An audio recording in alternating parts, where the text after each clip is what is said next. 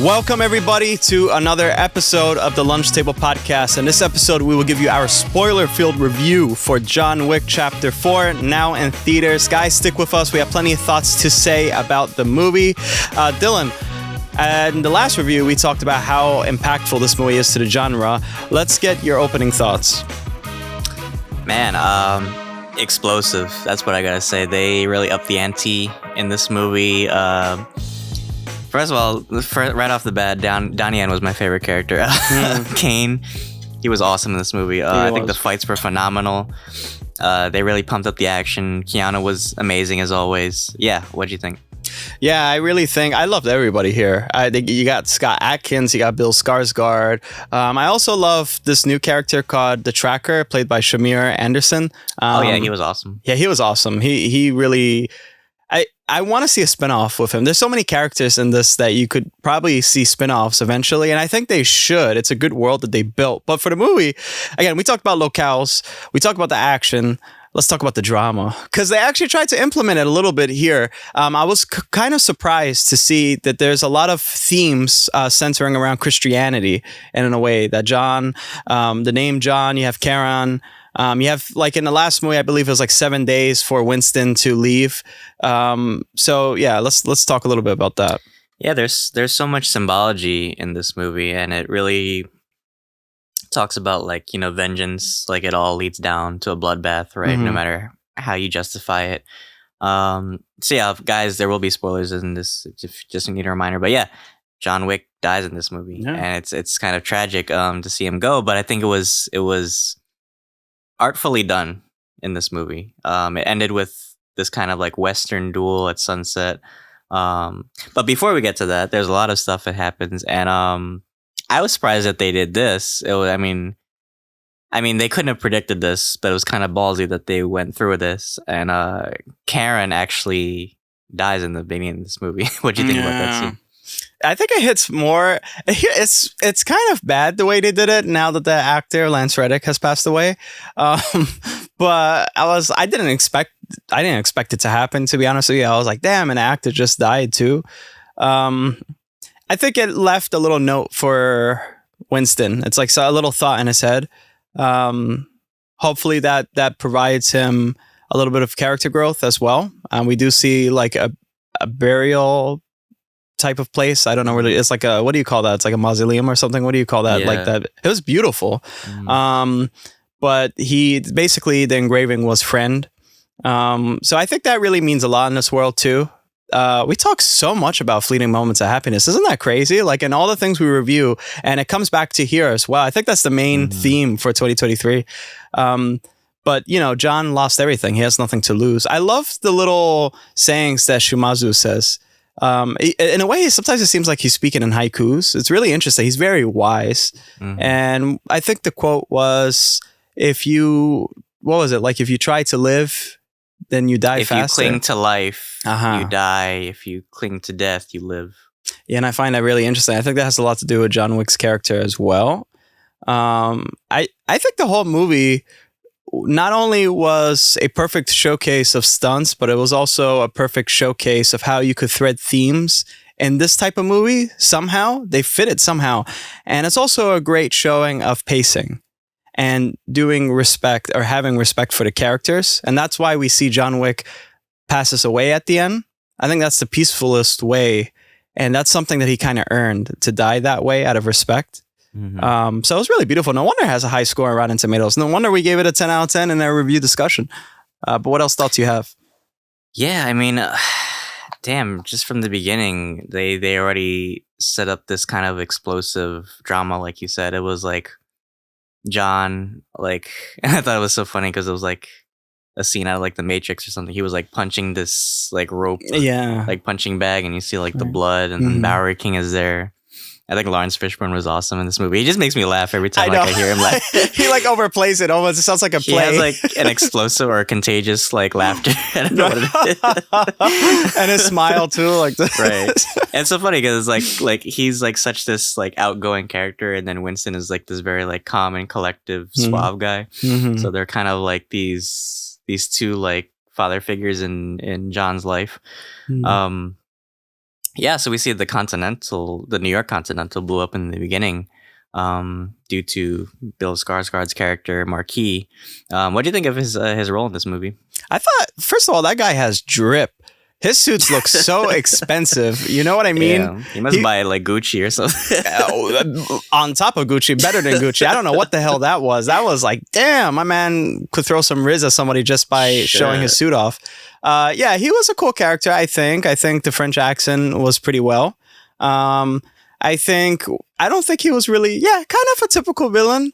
I did want to see him fight or do something like that. Instead, he sent people off. So in that aspect, I didn't feel like he was a very scary type of villain. But for the most part, you kind of see that in the 3 John Wick movies in the past. Like there's somebody ahead of somebody. He was pretty good though. I think he was pretty good. I think he you kind of want to dislike him. So I think they did that really well. Mm-hmm.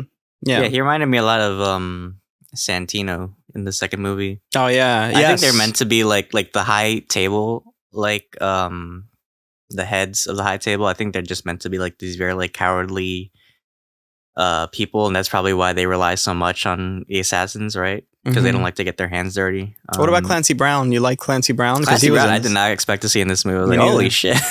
I thought that was John, because when they showed the ring finger, I thought that was John because he was missing a finger in the beginning, and then we saw him. I was like, oh shit, Clancy Brown. Yeah, there was so many great additions to this movie. It's just like, man, these movies know how to use an ensemble cast like perfectly. But yeah, I gotta talk about Donnie Yen definitely. Hiroyuki Sanada as Koji. That whole fight in the Osaka Continental has to be like one of my favorite fights in movies. Like it was so perfect, and it's so funny because Hiroyuki Sanada always plays like bad guys in films, and Donnie Yen always plays like, he plays like Ip Man, he plays like these heroic figures, so it's kind of like this cool reversal of the role. And he plays a blind man too. Donnie Yen is so funny because Rogue One, he plays a blind character as well. I mean, it was kind of weird that they typecasted that, but I think it worked well for this movie. He's basically like Daredevil in this movie. Yeah, you kind of have to suspend your disbelief of a lot of things, but I felt like Donnie Yen really plays...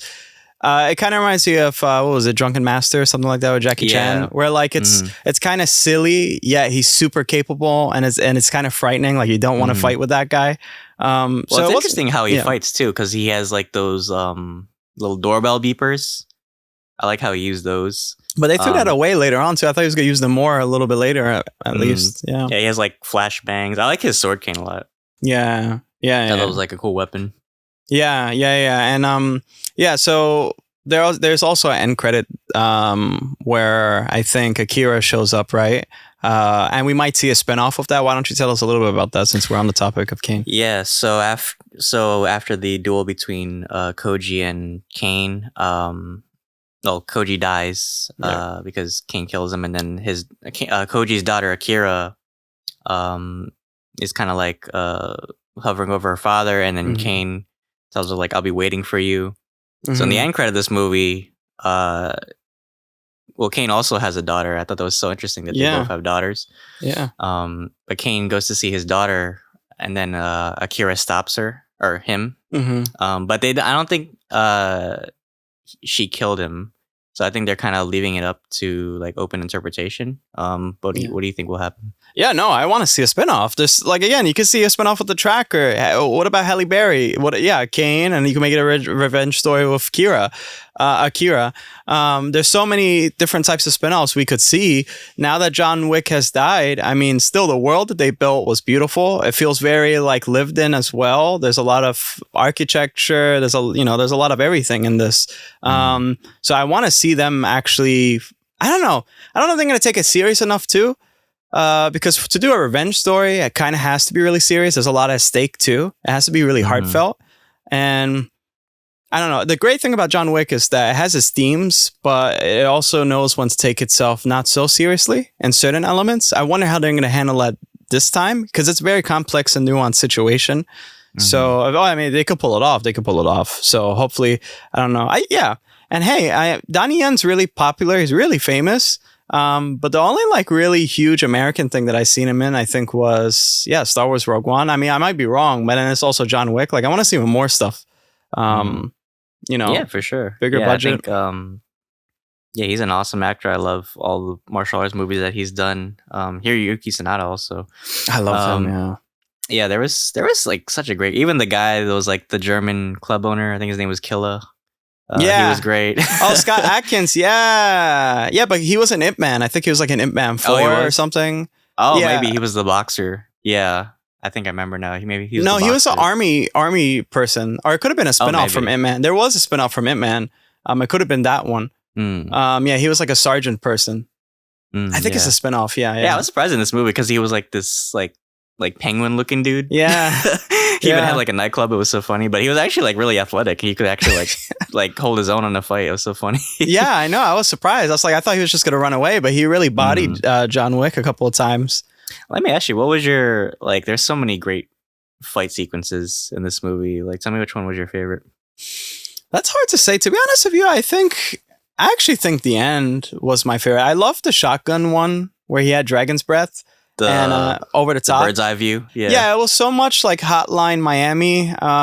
There were some other reviewers saying that there's a lot of game themes in this. Somehow that John Wick's always playing a game, and the game is now over, or something like that. I don't know. Maybe they're stretching, but I felt like that was the embodiment of. We worked on 3 other movies and we learned from our mistakes. And this time we're going to make this scene perfect. And this scene was truly perfect. It was so beautifully done. And it was like one single take. It was amazing. I wish it could win an award in the Oscars just for that. It was so good. That's mine. Sure. Yeah. Yeah, I love that fight too. It felt like this kind of like RPG game where you're kind of like in control. Like MOA or MMO, yeah. MMORPG. Yeah. Yeah, that was cool. That weapon was OP too. I was like, shit. Like one blast and you're fucking like in flames and shit. Terran Tactical. Right. Yeah, baby. I even like the Osaka fight too. I mean, the Osaka fight, like, I felt weird because like sometimes I felt like I mentioned in the non-spoiler review, like sometimes the henchmen were kind of just like standing around waiting to get like killed or stabbed or whatever. Yes. Yeah. But I thought the nunchuck scene was cool. I think they could have done a little better. Because I've actually practiced with nunchucks and there's like a certain technique. Like I was laughing actually because like John Wick, like there was a scene where like he hit one of the marquee guys like 3 times with the nunchuck. I was like, that shit would have hurt like on the first like hit. You would have been down in like a second. But no, they were cool. Even the stairway fight was pretty cool too. That was cool. That was really cool. Like, it felt like a gauntlet. Like you had to go through like all these guys. Yeah. Right? Yeah. And I mean, again, I don't know. I just, I think a lot of people now coming out of this movie, I think when it sits with you for a while, that's when you're going to start nitpicking a lot of things. But I think what we have to remember is, again, first and foremost, this is about the stunts and the action. Even I think the second movie or the third movie, like had Buster Keaton on the wall and a projection, and it's a homage to all the stunts in the past. And if you keep that in mind, of course, that's that story. Otherwise, this would just be a YouTube series of choreography, right? But I just keep that in mind. If you guys are like thinking, "Oh, this movie's stupid," that's what it's for. Imagine the hard work and dedication. That's why so many of the stunt doubles you also see get a lot of camera time as well. You actually see their faces and stuff like that. It's and for it to be something that is so popular now, I think it's a beautiful thing because I think stunt work doesn't get a lot of respect like it should. I think there should be a category in the Oscars for sure. and this should be nominated because this was super good.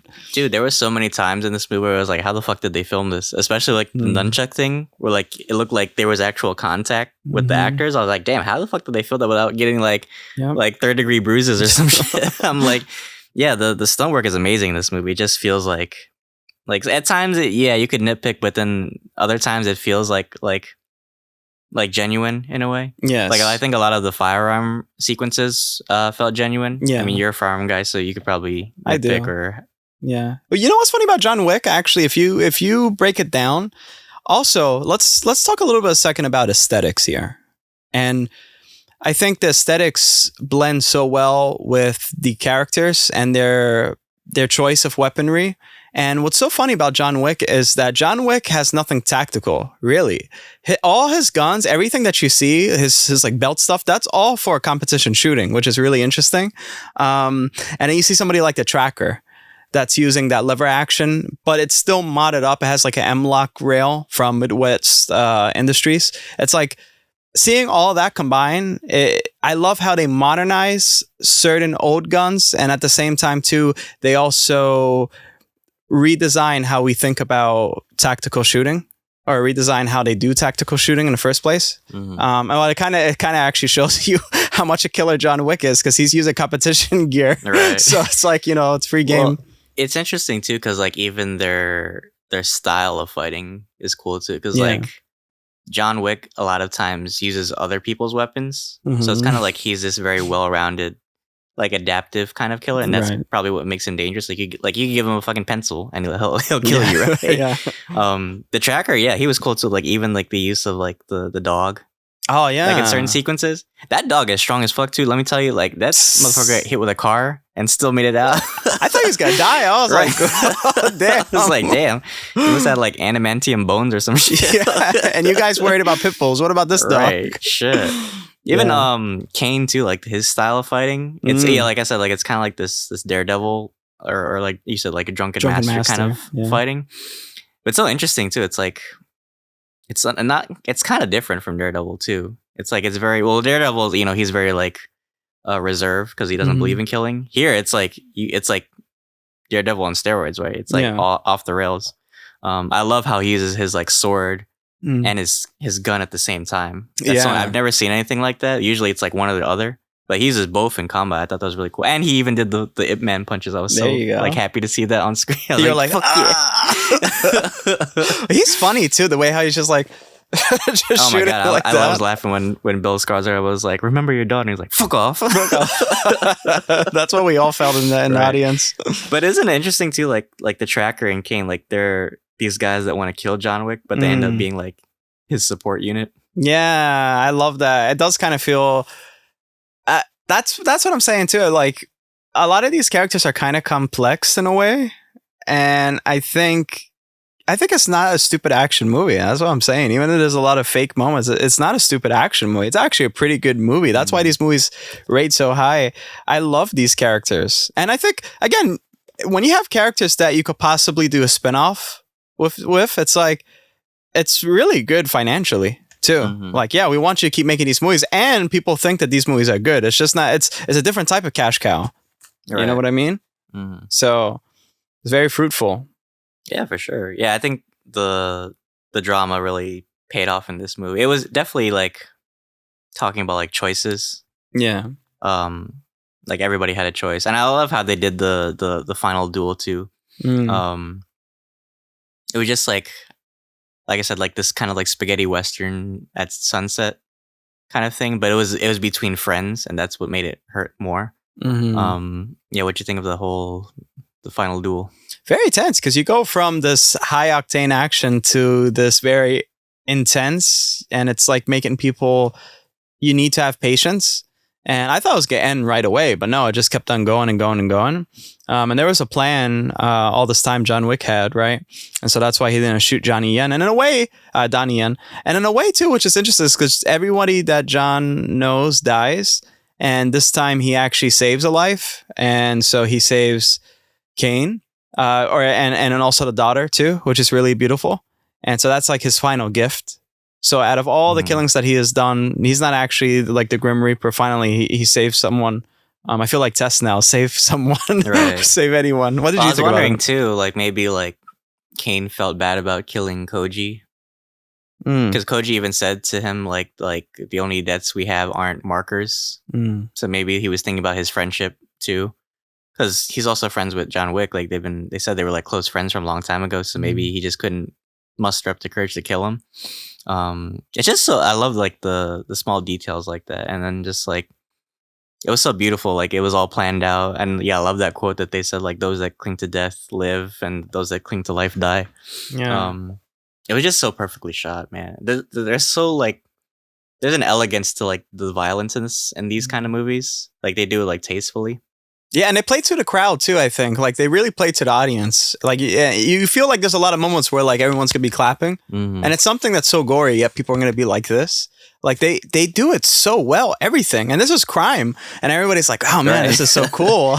You know? Well, it's like the same thing that makes like Kill Bill like such a staple in cinema. It's like, yeah, it's ultra violence, but it's the way in which characters kind of, it's the moments in between the violence, right? The violence is supposed to enhance the drama, right? And I think this movie did that as well. It's like those little interpersonal moments kind of add to this ultra violence, and it makes it more tasteful or more easier to digest in a way. Man, it's so crazy how they pull it off with a character that says like less, and it's so interesting. You still want to tear up a little bit, right? So great, honestly. Kudos to everybody that worked on this movie. Oh, for sure, yeah. The ending was definitely tear-jerker, as you said. Yeah, I love that little conversation they had. Like, what would you put on your tombstone? And John says, "Loving husband." And as we see, he gets buried next to his wife Helen.